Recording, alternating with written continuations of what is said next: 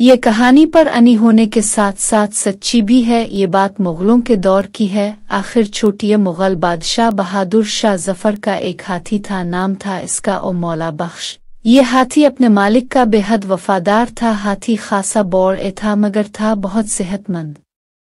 बहादुर शाह जफर से पहले भी कई बादशाहों को सवारी करवा चुका था।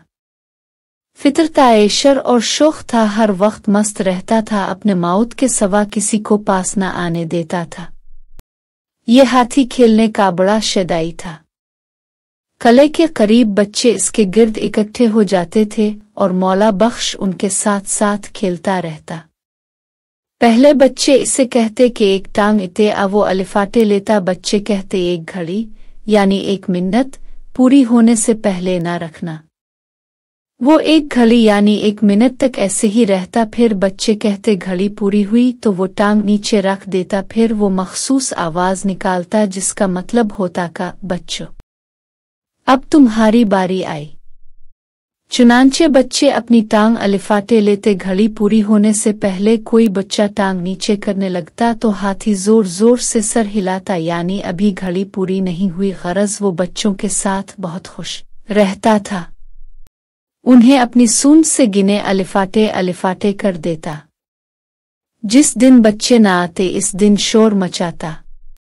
मजबूर ये मौत बच्चों को बिला कर लाता। वैसे तो ये बहुत शौक हाथी था, लेकिन जब बादशाह की सवारी का मौका आता तो बहुत मुद्दब और सुंजीदह हो जाता। जब तक बादशाह सही तरह से बैठ न जाए खड़ा न होता था।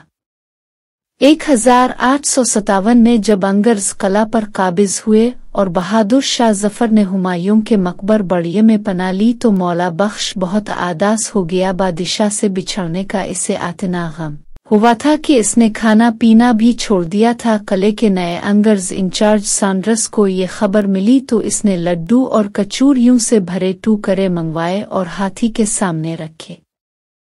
हाथ ने अपनी सोनद से वो तमाम टुकड़े अलिफाटे कर फेंक दिए। सैंडर्स को गुस्सा आ गया कि यहाँ तो हाथी भी बागी है। इसने हाथी की नीलामी का हुक्म दे दिया। हाथी को बाजार में खड़ा कर दिया गया मगर कोई भी बोली नहीं लगा रहा था। फिर एक पंसारी ने 250 रुपए की बोली लगाई और हाथी उसके हाथ नीलाम करने का फैसला हुआ। मौत ने ये देखकर कहा, मौला बख्श, हम दोनों ने बादशाह की बहुत गुलामी कर ली, अब तो तुझे हल्दी बेचने वाले के दरवाजे पर जाना पड़ेगा। ये सुनना था कि हाथी देम से जमीन पर गिर अलिफौर मर गया। हाथी की वफादारी का यह किस्सा बहुत अनोखा है। मौला बख्श ने मालिक के सिवा किसी के पास रहना पसंद न किया और सीन गम में इसकी जान ले ली।